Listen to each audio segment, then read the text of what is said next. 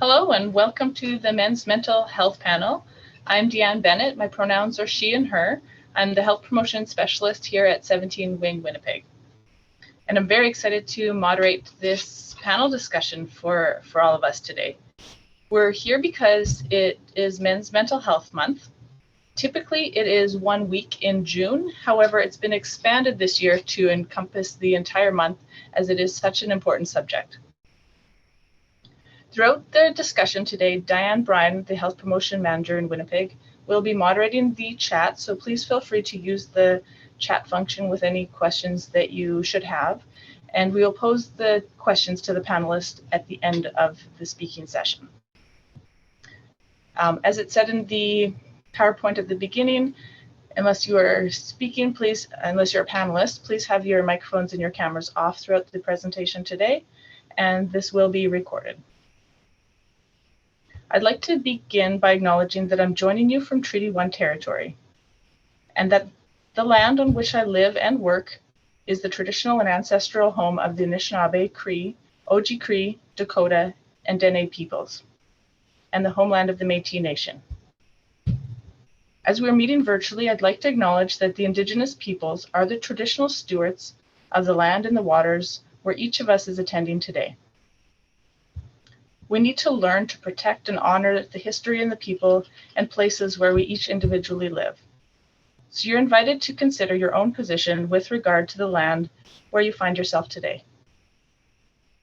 We're grateful for the opportunity to meet here, and we thank all the generations of people who have taken care of this land and recognize and deeply appreciate their historic connections to these places. And joining me today is... Hello, I am Carissa McKay. My pronouns are she and her, and I'm one of the health promotion specialists in Edmonton.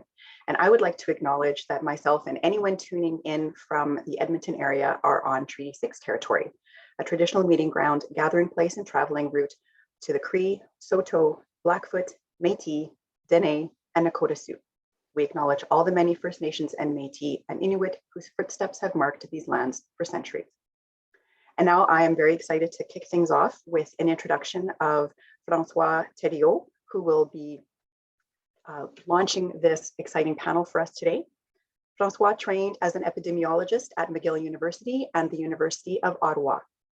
His scientific publications include studies on depression in CAF members and reasons why depressed adults don't seek mental care. From 2013 to 20, he worked as an epidemiologist with the Canadian Forces Health Services Group, and 6 months ago, we were lucky enough that he joined PSP and became the National Manager of Health Promotion. Welcome, François. Thank you very much. I turn it over to you. Thank you, Carissa, for that introduction. I am humbled and happy to be here, to have the opportunity to kick things off.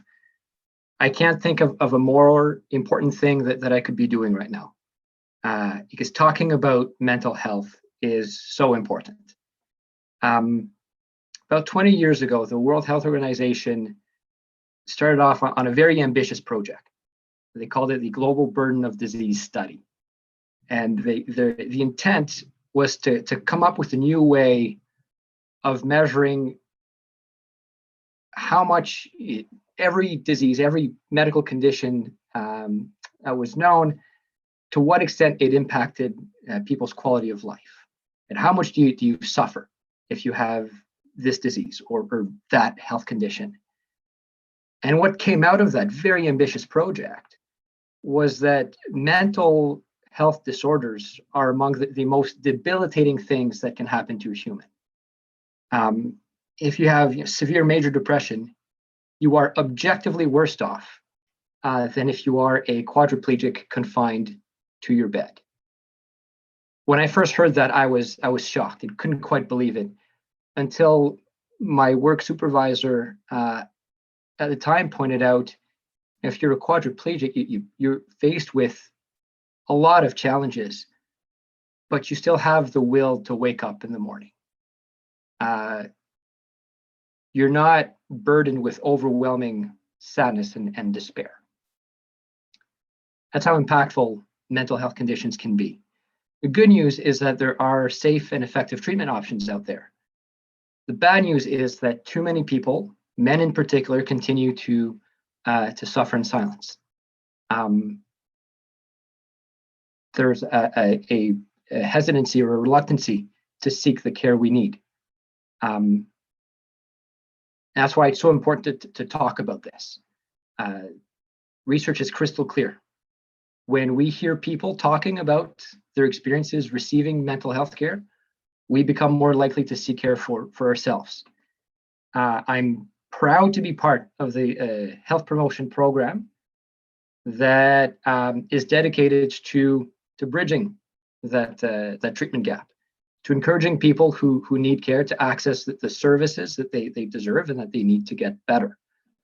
We do that through courses and workshops where we try to educate people and teach them how to recognize some early warning signs that they might need help, where to go to access the care they need.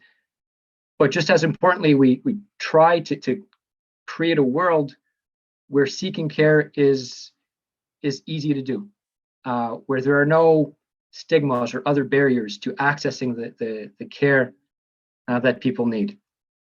That's why panels like today are so important. I want to thank our panelists for agreeing to speak and share your experiences today.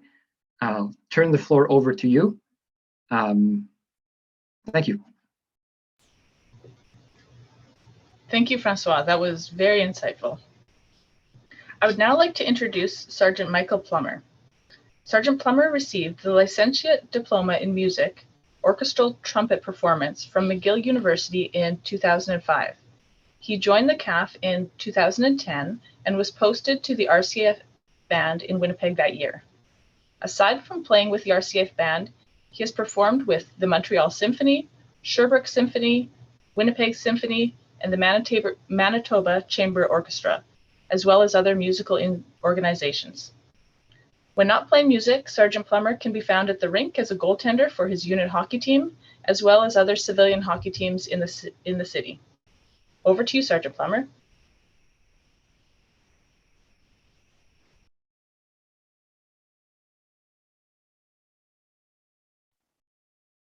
You're just muted, Sergeant Plummer.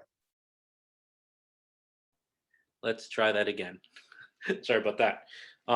Thank you, Deanne. I'm really honored and privileged to be a part of this and to share a little bit of my story.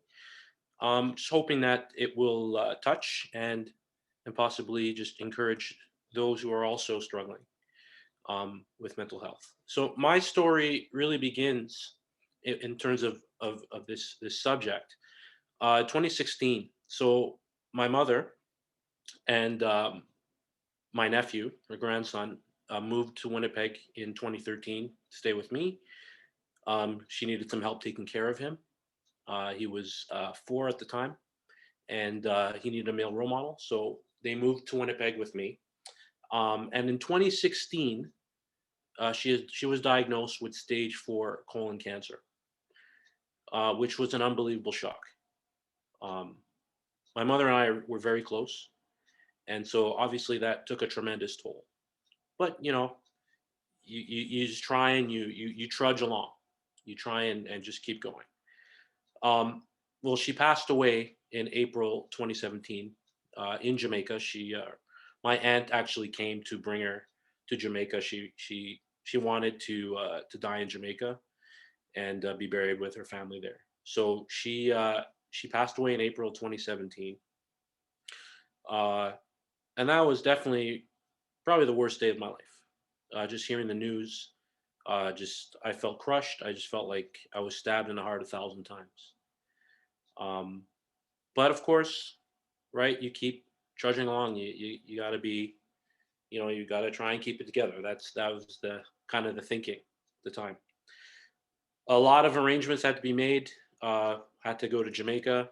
My nephew and I, we actually got a chance to go visit her in Jamaica on her deathbed. And then we had to go back for the funeral.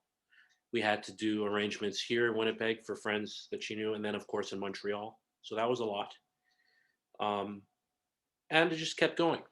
2019, summer of 2019, about 11:30 at night, I get a knock on my door, and it's an MP and a Padre. And of course, when that happens, you're saying, this is not good. Turns out that my father had died just suddenly, um, in his apartment. Uh, so again, that's just another shock. So both my parents being gone in 2 years. In that case, my dad and I had a relatively strained relationship for many, many years. We were just starting to kind of rebuild a little bit the 5 years before that, and so that was an added difficulty for me as well. And what I didn't realize at the time was my decisions to keep trudging along were compounding. And and what I mean by that is that it it started to affect me on the inside. I was realizing that I was starting to fall apart. Emotionally, I was becoming more reclusive. I didn't want to talk to anybody. Just in terms of musically, I was just losing my focus at work, losing my focus, just losing my desire to do things. Sometimes getting up in the morning was a challenge. Making a meal was a challenge, and this kept going and kept going. And of course, we all want to be strong. We all want to put our best foot forward. But it I realized over time that I couldn't continue to prop myself up that way.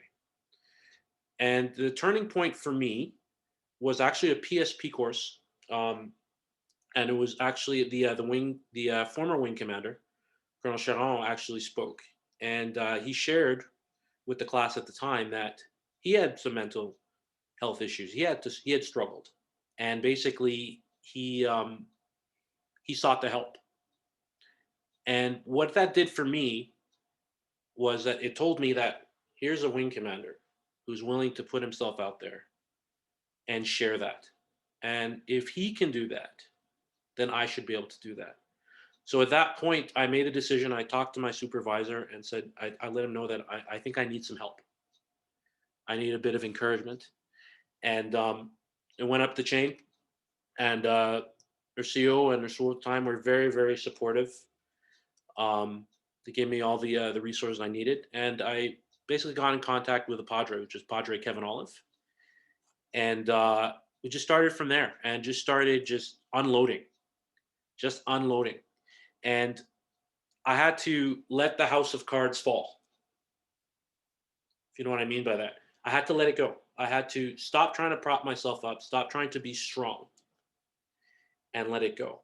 Because at that point, now I'm also the guardian of my nephew. So now I'm a father. So all of this is happening, and I need to think about him as well, because he was also struggling losing his grandma. So um, it was just that the encouragement from the chain of command really helped me, the Padre as well, and just starting to talk about it, just starting to get in conversations, even at work. Uh, I was willing to start talking about it, a bit more, and just letting my hair down, so to speak, and just letting the chips fall. And that was okay. It wasn't weak. It wasn't um, somehow deficient on my part to do that. Actually, one point that I do remember, and Major Clark will remember this, when my mom was on her deathbed. She hadn't passed away yet, but we knew it was coming. Uh, he actually let me go in the office, in his office, and I basically cried in there for about 10 minutes. And he just gave me a box of Kleenex, and he just sat there. Those are the kinds of things that really helped me to make that decision to say, I need help. Um, I could go on.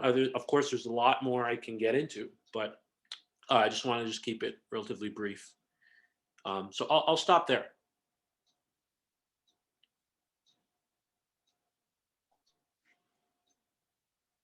Thank you so much for that, Sergeant Plummer. That was a very powerful and inspirational and moving story. I'm actually having a hard time keeping it together right now, but so thank you for that. I'm now pleased to introduce Major Clark. Major Matthew Clark is the commanding officer and director of music of the Royal Canadian Air Force Band based at 17 Wing, Winnipeg.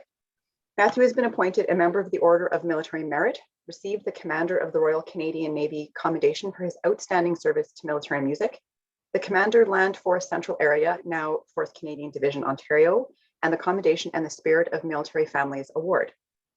Major Clark is enjoying a 27-year career where he has been on faculty of major Canadian university schools of music and has worked tirelessly to promote professional military bands and wind ensembles across Canada and the USA. He is an invited member of the prestigious American Bandmasters Association, one of only 6 Canadians to hold such a membership. Before his posting to Winnipeg in 2016, Major Clark has proudly served the Canadian Armed Forces in Edmonton, Alberta with the Royal Canadian Artillery Band, in Ottawa, Ontario with the Band of the Ceremonial Guard and the Directorate of History and Heritage Music, in Borden, Ontario with the Canadian Forces Logistics Training Centre Music Division, and in Victoria, BC with the Naden Band. Major Clark is posted back to CFB Borden this APS to assume the duties of Officer Commanding Music Division. Wow, that's quite the list. Thank you so much for joining us. The floor is yours. Well, thank you so much, Krista, for that introduction. I very much appreciate that. I might also say to Sergeant Plummer, thank you for what you said, and thank you for being brave. And just like Krista said, it's such an emotional thing, isn't it? And I don't mind admitting to you, it kind of chokes me up as well, because you're thinking about something that's just so deep, right? And something that is just so meaningful. So thank you for that, and thank you for being brave. Being a commanding officer of a regular force band is a little bit different than other units. It's different in the fact that I'm the only officer in a band, and the reason why I'm going down this path is I've been asked to discuss what the role of the chain of command is in mental health or men's health, what we can do to better facilitate understanding with all our members. The thing about bands is that we become a very close-knit family. We're around each other all the time. We perform and we express with each other all the time. We're on the road with each other all the time. We see each other every morning. Me as the officer in the unit, I'm the only officer in the unit, so I become very, very close to the members of the unit, and that's something that I hold very dear. But one of the ways that, and musicians are very open to this, one of the ways that I get very close to the membership in the unit is that I pay attention. You know, the best thing that the chain of command can do at all times is listen. And my job as a conductor in front of the band, you know, when I'm waving my arms and it looks like, you know, mysteriously, how the heck do I get sound out of the ensemble? What I'm doing is I'm responding to sound and I am listening. And that is the biggest piece of advice I can give to anybody. You know, my dad used to always say, son, you have 2 ears, 1 mouth. Think about that ratio before you open your mouth again. All right. And that's something I take seriously. So what I do is that I try to be as empathetic as possible. The only way that I can hear somebody is by having empathy. And the only way that I can achieve empathy is by taking a risk and opening up. You have to open up to be empathetic. You have to be vulnerable as a leader. And that is not easy at all. One of the hardest things that I have found in my leadership when I first started was opening myself up, basically just, you know, letting it all go, showing all my faults, because if I do that, what I can do is I can become transparent and clear so that the person who's looking at me or the person who's talking to me or the person who's listening to me will hopefully find credibility in what I say, because I'm taking the risk to be open and vulnerable to them. That's how you be empathetic. Openness as well. You got to be open to ideas. You got to be open to thought. You got to be open to criticism. You got to be open to how people feel. It's not you who is feeling this, it's the person that is talking to you. So you let them talk. That day that Mike was expressing, but when he came into my office, it was obviously there was an awful lot going on at the time, which I knew about, and I'm very thankful to the chain of command within the RTF band who kept me very, very well appraised of the situation. And I was walking down the hall, and Mike's head was down, and I just looked at him, and I just knew that it wasn't right, but I didn't want to in any way, you know, center him out. But at the same time, I didn't want him. It looked like he was supposed to have an emotional breakdown, so I didn't want him to lose, you know, dignity in front of his peers, or maybe that wasn't it at all. I just wanted to get him out of that situation so he could just kind of sit down and relax. So I brought him into my office and I closed the door. And I just said, "Are you okay, Mike?" And he just said, "No, I'm not." And of course, he just started to cry. So I remember sitting back. I was thinking, okay, What can I do? And the first thought I had was, how can I fix this? There's nothing I can do to fix it, nothing at all. But I can be, maybe a sense of comfort, and I can be something that he can lean on in such a difficult time. So I literally did what he said. I grabbed the box of Kleenex, I handed it to him, and I sat beside him for the next 10 minutes, and I just let him get it out. And it was a very powerful moment for me, and I know it was a powerful moment for him as well. And that's what we need to do as leaders, is something as simple as that. And Mike has written to me several times and thanked me several times about how an impact that had. It's something as simple as just sitting in silence for 10 minutes while we grieve and get our emotion out. And I'm so very thankful to Mike that he was able to see deep inside himself, and that he was able to, also be vulnerable and also open up his soul and his heart in something like that, which, it's a very awkward thing to do, show that kind of emotion. But I think it was very important for him to start that journey. So I'm forever thankful to Michael for doing that.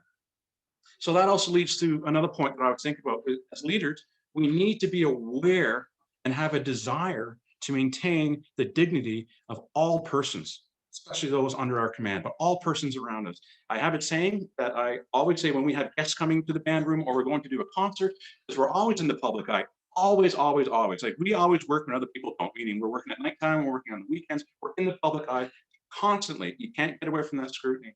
What I always say to the musicians in the band is that you will be always gracious, you'll be always kind, and you'll be sharply professional. We cannot go wrong. All right. And that starts with a simple good morning, a big smile, whatever you do, but always gracious, always kind. And by being that, it shows that you're aware to desire to maintain the dignity of all persons. So I'll wrap up with the three things that I lean on the most. The three critical elements for human-centered leaders, and to develop and push forward for better health. Number one, culture. There's a lot of culture change going on right now in the Canadian Armed Forces, and I applaud it. It's been way too long. There's so much going on. So we need as leaders to embrace culture. Leaders should create cultures that destigmatize mental health issues and promote an understanding of individuals' situations. We can only do that if we have empathy. Two, authenticity. People follow leaders who are authentic.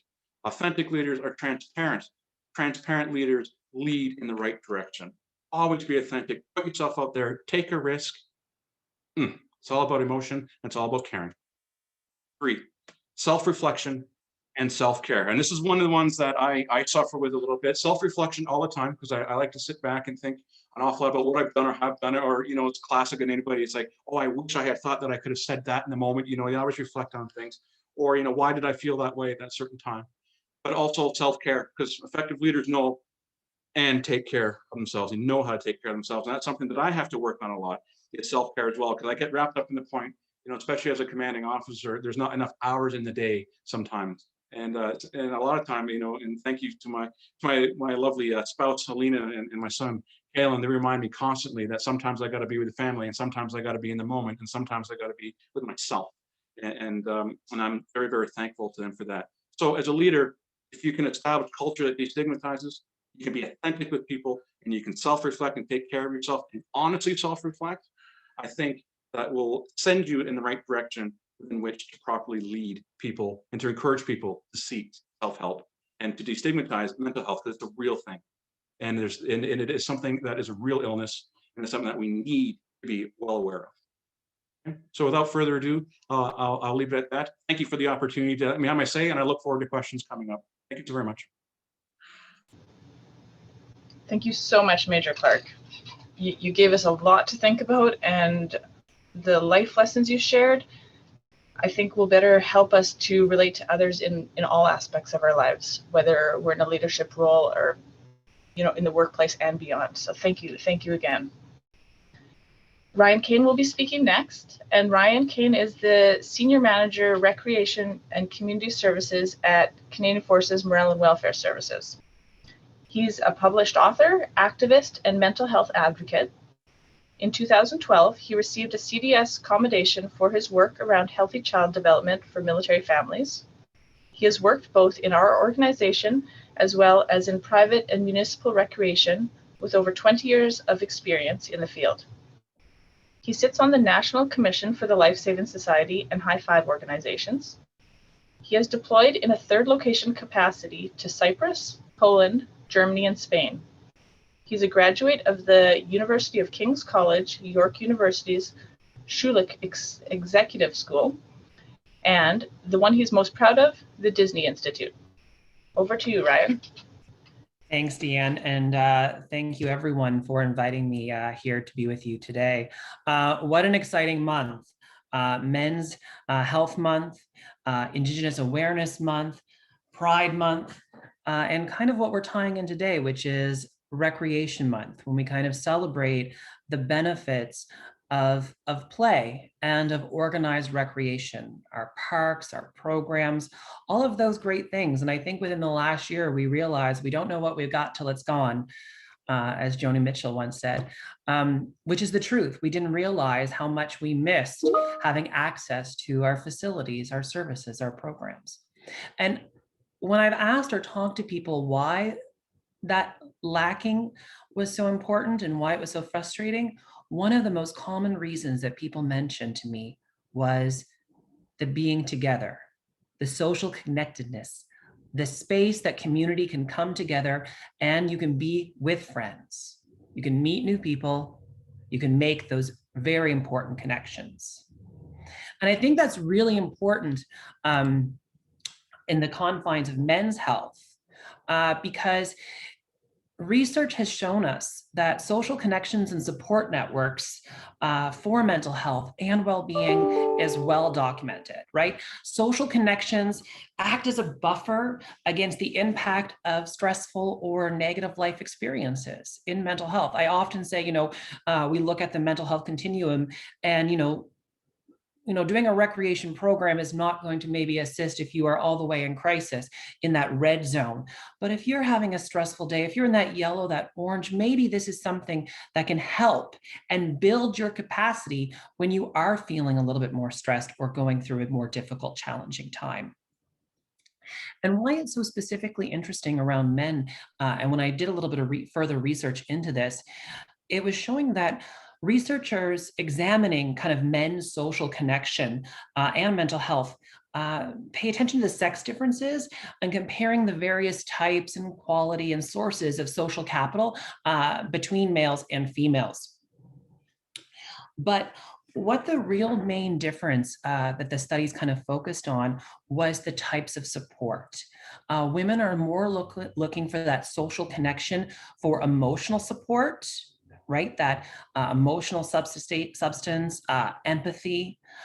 So for example, someone to listen to us during difficult times, where men are more likely to be looking for what's called instrumental support, which is really much more tangible. That actual concept of being there and a more of a physical kind of presence. And so why does that matter? And how do I connect that back to kind of what I do within recreation and, in this very challenging time that we've had within the pandemic? Well, recreation is all about kind of having that organized leisure, allowing people to make connections in safe spaces, both physically and mentally. And I think it plays an important part within the Canadian Armed Forces community. We see about 74% actually say the reason why they join a recreation club, a class, an activity, an event is to meet new people. And so for the last year and a half, those services haven't been open. They've been closed. And we know that from some research that was done by Stats Canada, that during this past year, that 1 in 5 Canadians dealt with kind of some symptoms of depression or anxiety related to the pandemic. And there's a prevalence for those types of issues if 4 times higher. People will be affected 4 times higher if they are feeling lonely or isolated. And about 38% of Canadians actually indicated they did feel isolated and lonely during this period. Actually, a couple of weeks ago, I had a CAF member reach out to me through social media or through the national PSP page. He had just moved into his new community last posting season. They haven't returned to work, and he doesn't know anybody in his workplace, and he hasn't because none of those activities are open, whether they are through PSP or through the city or any of those other components have yet to been open. So for 1 year, he has felt lonely and by himself. And he didn't know where to turn. So he kind of reached out on social media and said, is there anything I can do? And I was able to kind of walk him through some of the various kind of fun and activities that are virtual that he can join in on, whether those are bigger group initiatives like the Army Run or the Navy Bike Ride, where you can feel like you're a part of something bigger. We even looked at things like volunteering, because things like the SPCA, while activities are closed, the animals still need care. We looked at other virtual components that he can jump in on, and it was a way for him to feel connected and a way for him to look for those ways. And so that's one way he was able to kind of figure out that concept of like, how can I join in? Where can I find a spot? And I think that's really important for us to make sure as men and leaders and as friends, to make sure that we're capturing those people that might be feeling a little bit lonely and isolated and reaching out. So this June, our Recreation Month campaign has all been about social connectivity. How can we do that in a virtual environment where we can't necessarily get together? So we've been looking and exploring different kind of concepts of doing things together. So not just having a Zoom call, but actually doing something during that Zoom call. So I thought I would share one of mine, which is, so over this period, I've been learning to do oil pastels. And so a group of us are going to follow along in a video and watch kind of the tutorial. And then we have this opportunity to create some artwork. And I'm not saying that I'm the next Monet or Picasso, but it gives us an opportunity to get together, to do something, to create something, to chat and connect and feel that connection. And I can tell you, as someone who lives alone and someone who is obviously then single and does not have family here in the Ottawa where I am, that virtual connection is so important for me. And so what we're really encouraging people to do is find those opportunities, find those spaces in which you can connect, or find examples of sports or other programs like tennis or things that you can do with that social distance kind of component, and really look for those experiences so that you can feel like you're a part of something. And one interesting study that I did read as well earlier on in the pandemic came out of Fort McMurray and the wildfires that happened there a few years ago. And they looked at the ability of the resiliency of the community and how it bounced back after a very big disaster or a huge challenge. And one of the things the study noted was the community was able to bounce back because of social connectivity. And what they realized is that in the face of disaster, making sure those spaces are open and available as soon as possible help the community bounce back. So I'm excited to see that across Bases and Wings, those activities are slowly reopening. We're seeing things like the wood hobby clubs, the auto mechanic shops, programming going on outside. And I'm hoping that you'll take the opportunity to go on CAF Connection to look at what's available in your community as well. And whether you choose to do that with PSP or with your local city, your YMCA, maybe a local gym, it doesn't really matter. For me, the more important thing is building that social connection. Because when we are going through times of difficulty, it is that social connection and that space that you've created, those relationships that you create, that allows someone to maybe share. And I'll just end with one last story. And this was based on a TLD, so a third location decompression. And I'm very honored to be what's known as a subject matter expert for the morale and welfare portion of the third location decompressions. So if you've ever had a chance to go through one of those in the last few years, probably since 2012, whether I was with you or not, my hand was a little bit part of it with the PSP staff that were there. And I'm really proud to be a part of that team. And when we are in a really large group, one of our last ones was out in Cologne just before the pandemic. It was a large TLD team. And I'm always proud to be a part of not the logistics team, not the chain of command, but really the group that we like to call the healthcare team. So myself, the mental health, the social worker, and the Padre. And we're kind of that group. And I'm really proud to be a part of that team. And why I'm sharing that is during this time, I like to put myself out there. I like to lead activities. I like to, I take people on tours, and I always say, listen, I don't know all history, so I might be making some of this up. I might be exaggerating, but there'll be a joke or two and we'll have a good time as we do it. And I noticed that someone had signed up on a few of those tours. And on the last activity that we were doing, kind of before we were heading home, or that group was heading back to Canada, it was a boat tour. And we were sitting, drinking a cup of coffee, and he shared with me some of the experiences that he had during his deployment. And more specifically, he shared his marital experience. He was a young captain, and his wife had left him during the deployment. He was really scared to go home and for the house to be empty. He didn't even know if there would be furniture left. He was also really worried that when he got off the bus at his base, so they'd be flying into Ottawa and then taking a bus to the location, but there'd be no one there to greet him, and it would be really hard watching the other families. Well, that's a really personal story. And I didn't know that person. We'd only connected through social connection during the TLD over the last few days when I was with him providing a tour, giving him that chance and that space to build a connection and to share. And what we were able to do is I was able to then to flag that conversation to our chain of command and to his chain of command back home, to make sure that all of the pieces were in place, that he would be okay and support would be there for him when he arrived.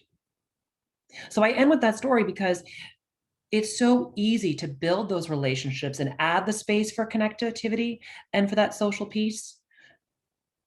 And if we do it and we make sure that it's a part of our daily lives, well, then when things are tough, maybe someone will reach out to have that discussion, to have that reflection. And maybe you can share and be a part of something that makes someone better in the end. I'll hand it back to Deanne. Thank you. Thank you so much, Ryan. That was such an amazing way to connect all of those pieces between the importance of mental health, its link to recreation, how that connectivity is critical, leadership's role in that. So thank you so much for those great points, and lots of food for thought for people to take back with them when they leave here this afternoon. And now for our final panelist, I'd like to introduce Captain Calvitis. Captain Mark Calvitis is a chaplain in the Canadian Armed Forces who has served both the reserve and regular force over the past 12 years. He is currently posted to CFB Edmonton as the unit chaplain to the 3rd Battalion Princess Patricia's Canadian Light Infantry. He is passionate about spirituality and mental health. Padre Calvitis received a Master's of Divinity from McMaster University and a Master's of Psychotherapy from Wilfrid Laurier University.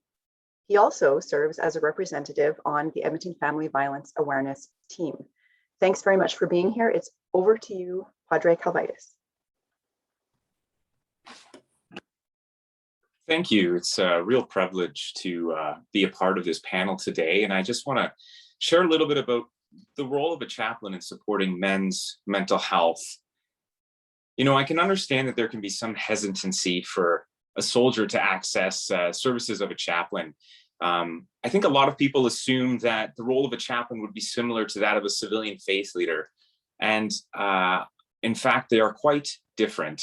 You know, oftentimes if you go to a faith community, the faith leader is up at the front, you know, usually up on a pulpit, or not as accessible as we are as chaplains. And I think a primary role as a chaplain is to support military members and their families, regardless of their belief system.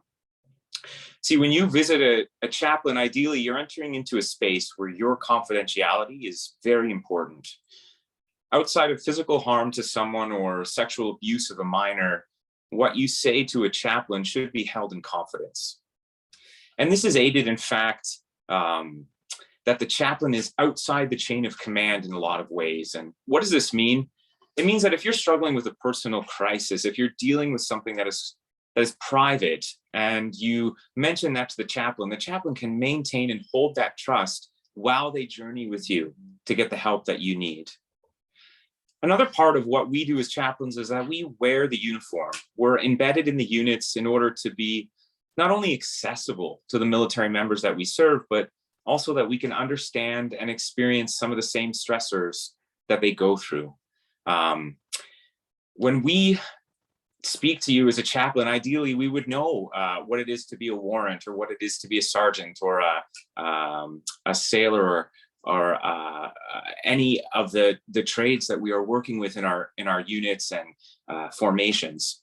And so when you speak to a chaplain, you don't have to break down what acronyms are using. And why I say this is I've seen some soldiers access mental health resources, and they would share about a tour that they went on, and they found that it was a lonely experience because the person didn't understand all that was going on, because they didn't understand the structure. And so a big part of what we do is to be that first point of contact in order to help make the person not feel alone in what they're going through, and that they're understood. And we also provide a space where you can sort of lay out, where you can sort of just unload, and it doesn't have to be all figured out, just all of your emotions and feelings and pains that you're going through. And we would help walk you through that. Not that we would be the ones to resolve or solve all of that, but that you don't have to go through that alone. So I just want to sort of highlight two main areas in which the chaplain is usually involved. And one is definitely crisis help. And I think a lot of people don't know all the resources that are available that a chaplain generally has knowledge of. For example, on all the bases that I've served on, there is a chaplain available 24/7 that's on duty. 1 week, about every 2 months, I will take a duty phone in addition to my work phone, and I have to be ready to answer that 24/7.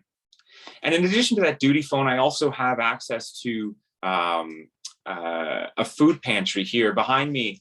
In the back of our chapel is a whole food pantry. We also have gift cards, so that if you encounter crisis and a financial crisis, we can provide immediate support. We also have a PMQ here on the base that is fully furnished and ready to put an entire family into should they face a crisis where a member feels unsafe, or there is a fire we had with one family.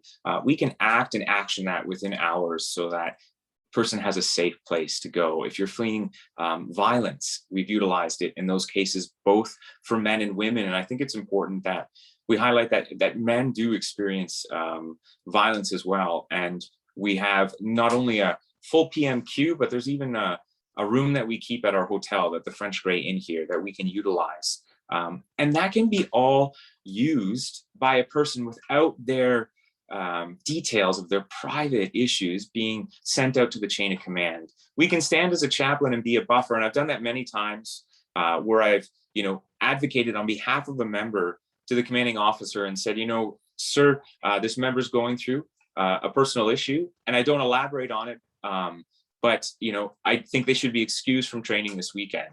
And with that build of trust with the chain of command, I'm able to get the member the support that they need without them having to be exposed to parts of their life that are private and delicate. And so in addition to these services, we also carry a full binder, which is access to a number of services in the city.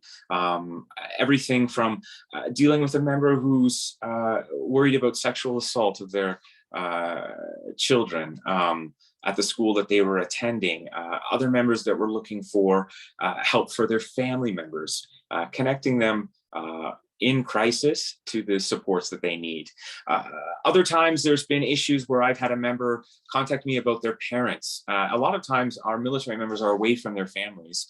And the nice thing about the chaplain net is that we're all across Canada. And so I've been able to action a chaplain to go visit somebody in BC, for example, in the Lower Mainland, because they were worried that their mother was going through a difficult time in their father. They were separated. And so we were able to send a chaplain to support both of them and check in on how they were doing. And so in addition to crisis help, there's also preventative help. I think a big part of mental health can also include your sense of well-being and your sense of meaning. So what do you believe about yourself? We put soldiers into extreme amount of stress and deal with situations of life and death, I think a lot more than some of our civilian counterparts. And yet there isn't always space and time that's taken to say, well, what do you think about life and death? And what do you think about right and wrong? And the more that a person can articulate their own worldview, regardless if that takes on a religious connotation or an atheistic connotation, the more that they have a congruence in themselves, the less propensity that they have for certain aspects of PTSD. And so a big part of what we try to do as chaplains is provide that space to preventively work on our mental health and develop what virtues and values that we hold to as a person, so that when we face crisis, we have something to lean on. And in addition to just the services that I offer with someone, a big part of what I do is to connect them in with other mental health services. So example, referring them to the MIR or encouraging them or even going with them to the MIR to seek mental health if they're nervous. Another great resource is the Canadian Forces Member Assistance Program. And I think sometimes I've seen a soldier forgive me, I'm sort of in an Army context, so I keep using the term soldier, or a military member who accesses mental health and it doesn't go well the first time. And a privilege that I have is to be able to journey with them and say, it's kind of like a dating relationship. Not every time it's going to fit. And so they can come back to the chaplain and we can say, okay, well, let's try another resource. And how did that go? And so a big part of it is that you don't have to journey through this alone. And even in trying to find resources, you can come back to the chaplain and they can help walk you through and follow up with what's going on. And so in addition to following up with you, we can also follow up with the chain of command on your behalf and bridge that gap where you can get the support you need without having to be overly exposed. And so a big part of what we do would be crisis, we would be preventative, and also triage to help you get the support that you need and that you don't have to go through mental health alone. And that's a little bit about the role of the chaplain. So appreciate being a part of this panel. I think it's such a good conversation that we're doing this month. So thank you. Thank you for all of that great information, Padre. We will now open the floor to questions. So please feel free to use the chat to formulate your questions. Diane will be moderating the distribution of questions to the panelists, and I believe she has some to start with. That is true. I have a question probably for both Major Clark and Sergeant Plummer. Because your job within the military is as a musician, which for many musicians is an enviable place to be. Music is also something that many people rely on as a form of recreation, as a way to relax, to connect to something other than work. But for you, since it was and is your work, do you find something else in order to relax? Like, how important is it for people to find ways to cut loose and unwind and blow off steam in ways that are healthy and make sense to them? Sir, if you want to go first. Oh, go ahead, Mike. Go ahead. It's actually, it's actually a really good question. I know for me personally, I think it goes both ways for me. I think I'm a professional trumpet player, but playing the trumpet is also fun. It's also a stress reliever for myself, and just sometimes getting away from it. So I love playing hockey. just being on the ice stopping pucks, or just doing other things. So I think everybody's different, but I know for myself, it's a little bit of both. Yeah, for me, I spend a great deal of time during the day thinking about music, studying music, reflecting on music. To be honest with you, I listen to talk radio on the way home. I don't listen to the radio because sometimes I just got to give my ears a break. But the performance of music, it is a blessing and a curse in so many ways, because as a professional musician, we can sometimes have to turn off the critical side of the brain, because you can hear music that's not being played very well, and you'll be on it right away. So you got to learn how to filter that out. Just like Mike does. Playing, in goal or hockey. I play on the unit hockey team as well. I don't have anywhere near the skill or the talent that Mike does, but I like going out there and making a fool of myself in front of everybody. But I get out and I try to be as athletic as possible, and I play a lot of golf, and I just try to spend as much time as I can with my family. I've been in performance situations in front of thousands where it's actually be transcendent. Like you're on a whole different planet performing this great music with lots of other people. And I've been in other situations where I've been sat there. I was like, oh my dear Lord, I have to play this again. So it's just like anything. You got to make sure that you live in the moment and that you enjoy what you're doing as far as you can, and understand that you are a professional and this is your job. But at the same time, seek things outside the workplace to really, achieve power. Does that make any sense? Did that answer the question? That was really good. Thank you very much. That makes perfect sense. So I have a question for Francois. So that you mentioned how health promotion is available to support units, bases, and wings with achieving operational readiness. How important do you think it is that men's mental health be one of the things that leaders reach out for help with, given that we're still predominantly a male-heavy organization?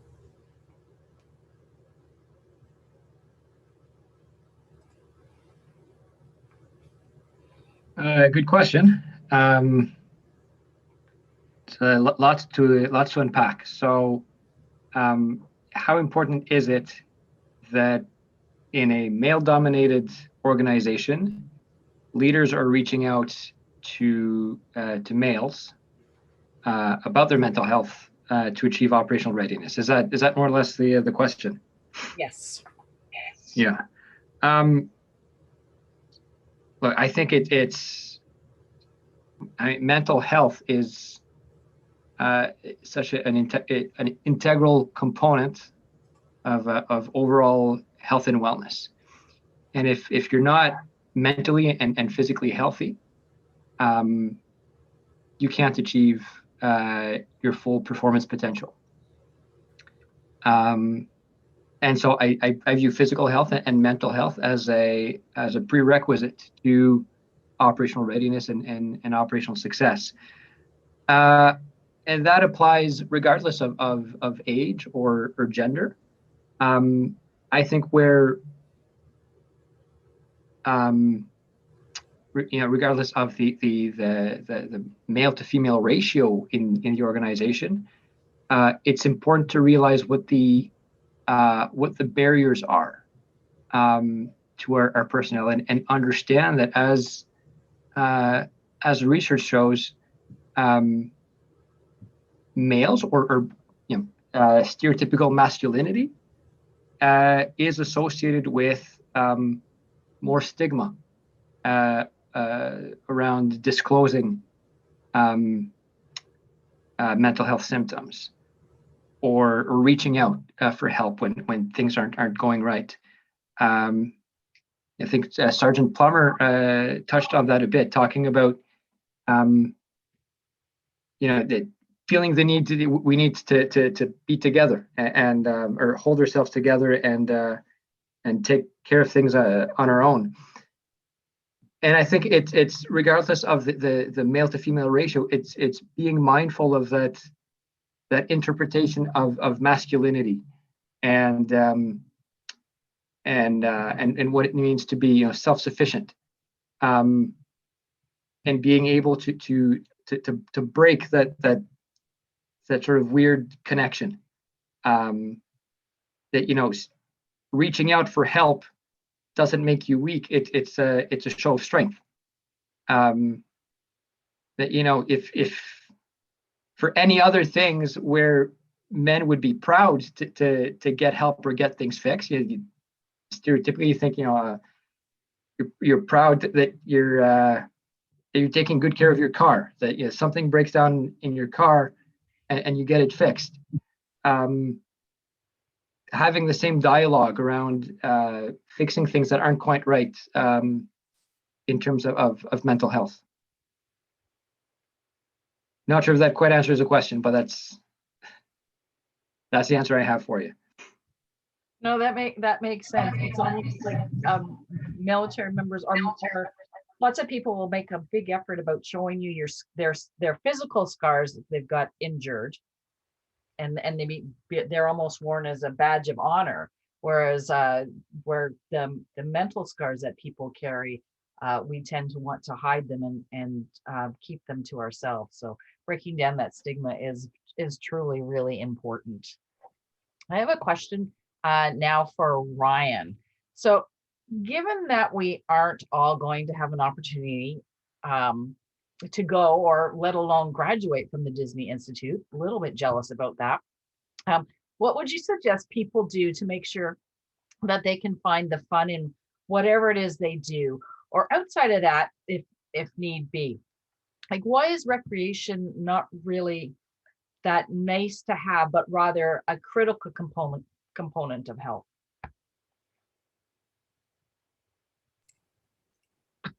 Yeah, that's a really good question. And so for me, I think what I've learned in working with the cities for many years is that for most municipalities, recreation services is considered essential. So kind of fire, police, garbage disposal, and recreation actually kind of is a really key important aspect of the service delivery in a municipal environment, because they see the importance it places on the community and what it does for everyone. And we can look at it kind of as a global element in regards to the fact that it's not just about our mental health and getting out there, social connectivity, being physically active, exploring creativity, even the ability to learn or build a new skill builds competence in something, and competence comes confidence, and confidence builds resiliency. So all of those little pieces kind of create what I consider an important part of recreation, and really that organized portion of it, because we don't need a department to do something. You can go for a walk this afternoon. You can listen to music, as someone suggested. But I think having it organized helps facilitate some of those connection pieces and making it more meaningful. What I think is important, though, is trying to find, and one of the things that we do talk about at the Disney Institute and in some of my training that we have done with the CAF in regards to the Disney experience, or what I've learned from Mickey Mouse, is finding that magic in everyday activity, and finding what makes whatever you do, whether it's work, whether it's play, whether it's family, finding that excitement. And really the best thing I can do to suggest that, especially when it comes to recreation, is to explore and to try a lot of different things. Someone mentioned regarding mental health and therapy is kind of like dating. Well, so is kind of finding that right recreational hobby. And so what I think is really cool about the Canadian Armed Forces is that you do have access to things at a much lower and reduced rate, where finances sometimes don't, stop you from trying a new sport, for example. You can join an intramural team and be fully kitted out to play hockey, where if you were down the street as a civilian, that might not be an option without a huge investment into hockey equipment.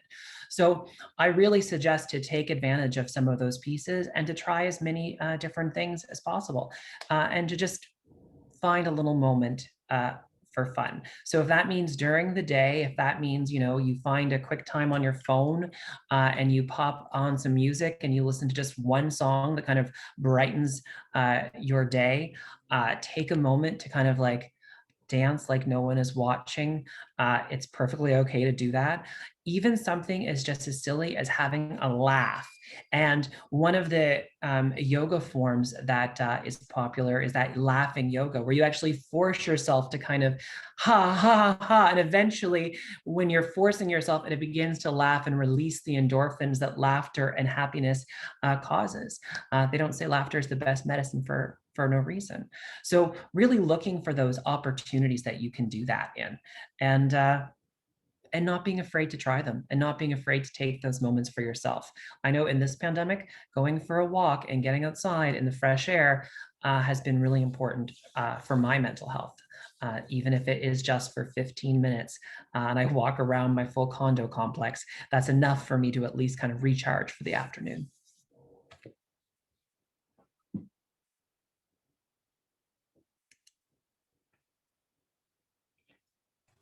That was great. Thank you very much. I have another question.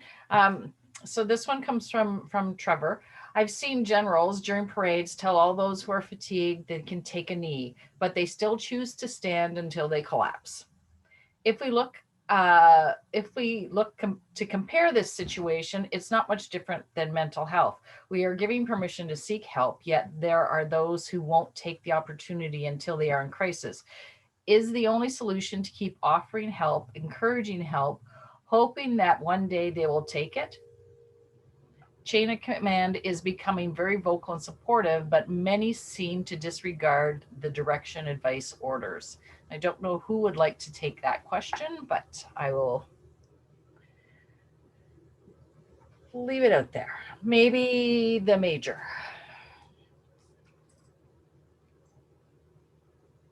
This is an exceptional question, isn't it? It's because it's all based on this whole culture that we have. You just said, like Sergeant Plummer was saying, it's just like, I can take it, I can carry on, I can get it done. And then it just builds and builds and builds and builds until it tips over. I think the only way that we can change culture is that if we as leaders and as members of whatever institution or whatever organization we're part of, and embody and lead a cultural change in the fact that we are always gracious, we're all always kind, we're empathetic, our eyes are wide open, and we are listening. If we do that, it takes just one person. Like, you know, the analogy that a seed on a rock, if it splits, if it is able to root, it'll split the rock in half, it's a tiny little seed. That's what you got to be. You just got to plant these seeds everywhere and move forward. And I think that's the only way we can change it, is we just have to keep talking about it. We have to not be afraid of it. We got to embrace it, and we got to embody as leaders and as members of the organization. That's what I would suggest. Now that's great. And I think Padre, you wanted to speak on this one too?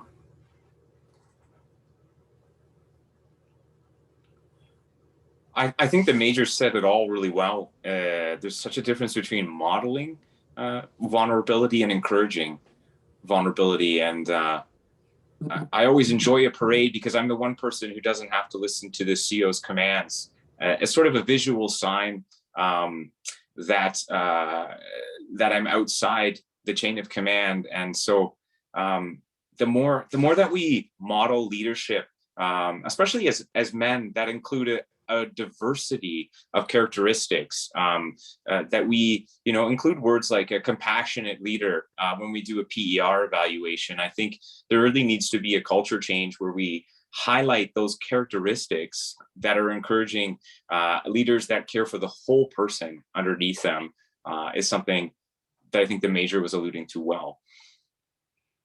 Thank you. And I believe, Francois, you wanted to add something as well? Yeah, thanks. It's a great question. I think it's important to keep talking about these issues. It's also important for leadership to walk the talk, and to try and be positive examples and role models of opening up and seeking care. A personal example, a personal anecdote, if I can share one. Years ago, I was working on a research study, and we found that people are more likely to seek mental health care if they know a close friend or family member or someone they admire that has sought care for themselves. So not hearing people talk about seeking care or encouraging the general idea of seeking care, but knowing someone who personally has experience receiving mental health care. Our study found that was one of the most important, most impactful determinants of seeking care for yourself. Now, ironically, as I was doing that research, I was struggling with anxiety and panic attacks. And despite being a lead author on those studies, I couldn't find it in myself to go seek the help I needed. And it wasn't until someone that was very close to me and that I looked up to that opened up and shared his story of care seeking that I said, you know what, yeah, I need to go and get the help I need. So it's important to talk about, and got the help I needed, and things went well afterwards. But to say it's important to be open and to talk and encourage people to seek care, but it's just as important to provide examples. And to go back to that example of the parades, where I see it in the as people are working from home, and leaders might say, hey, it's important, take the time you need, take time to disconnect. But then the leaders themselves will be sending emails at all hours of the day. You get emails at 11 p.m. So you're saying the right things, but you're not modeling the right behavior. And if we see our leaders, if we see people we trust, friends, family members, colleagues, who can openly talk about their experiences of struggling with mental health, but then reaching out, I think that is a big game changer. Yeah, that's so true. We often see ourselves as we're doing okay, and don't really realize that we could use the help as well. So it does take that little push from somebody else, or seeing somebody else get the help that they need. I have one last question from Lizanne. So Sergeant Plummer gave a great example of what helped him reach for help. For all those men out there who feel stuck with no way out and feel that they can't, and feel that all they can do is grin and bear it, what are some solid approaches to help them see that there's another way and that reaching out will make it better and not more painful? I guess this ties on to what Francois, you had just said as well. But if somebody wanted to take that.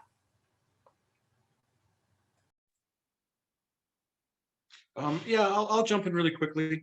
I think what the approach that I would take, and the answer I give to that as a leader and as a CEO, what I do to kind of open my eyes a bit is that I do talk to the Padre quite a bit. Him and I, Padre Olive, unfortunately he's posted, but him and I spent a great deal of time together. And what we talk about is not only how I'm doing, how my mental health is as well, but we talk about the unit and we talk about things that are going around. And that the awareness that I get from talking to somebody else about what's going on opens up my eyes to other things. So awareness from my side makes me aware of other people. And I would suggest that that's one thing that people to get unstuck, is that those around them who want to help them become aware, talk to other people, other situations as well, and they learn how to become empathetic, and they learn how to help these people through, and they learn how to listen properly. That's what I do, and it seems to have worked for me. I can jump in as well.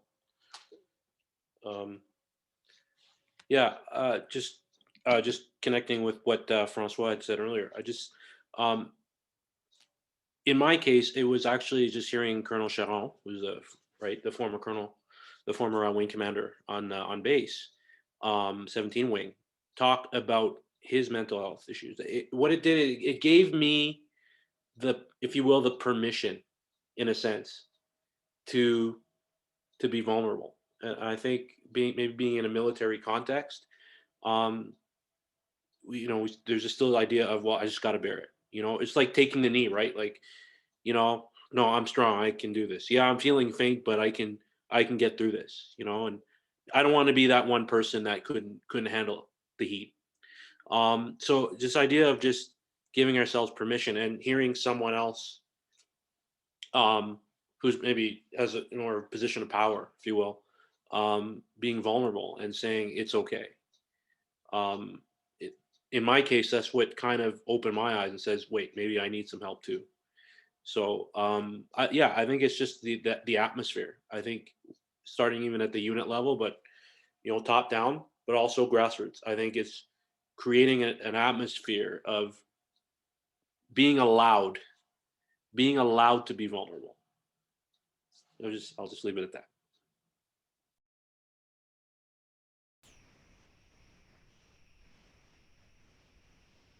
Well, I just want to thank everyone for elaborating on this very important topic and for the detail that you gave in your answers to these questions today. That was wonderful, and I hope that it's very helpful to people as we move forward. I'm going to pass it over to Francois for some closing remarks, and I just want to remind everyone that this recording will be available on the CFMWS YouTube channel in the near future. So over to you, Francois. Thank you very much. Thank you. Thank you to Diane and Deanne and Dylan and Carissa and the rest of the Winnipeg and Edmonton teams for organizing this panel. Thank you to all the panelists for testimonies and presentations. One of the things that struck the most of everything we heard in the past hours, Major Clark, in your presentation, at one point you said that you'd ask yourself, what can I do to fix it? And feeling, that there maybe wasn't much other than listening. But I think that's the main takeaway from everything we've heard, is we can all be part of the solution by listening. Ryan talked about the importance of being together, of creating spaces where we can be open, we can accept each other, and we can connect. Captain Calvitis talked about the importance of providing safe spaces where we can listen to people and give them permission to be vulnerable. And that's exactly what Sergeant Plummer just talked about. Creating spaces where people are allowed to be vulnerable. And that is something that we can create together. Environments, atmospheres where people can be vulnerable, where people have that permission to speak up. If you have personal experiences with mental health, I encourage you to have the courage to speak up, share your stories. If you don't, encourage you to be open and receptive, and to really listen to people around you. Be ready to accept their stories. And if we all do that, then maybe we can get to a place where talking about our own mental health issues or seeking care won't be described as courageous anymore. It'll just be described as normal. The same way, if you sprain your ankle playing hockey, we don't call you courageous for going to the physiotherapist. If you get a leaking pipe in your house, we don't say you're courageous for talking to your friends about how a plumber came over to your house. We can get there with mental health. We just have to keep the conversations going. And because of the importance of conversations, again, I want to thank the panelists for taking the time to talk about these important issues today. And thank you to the awesome health promotion teams for putting this together. Have a great day, folks.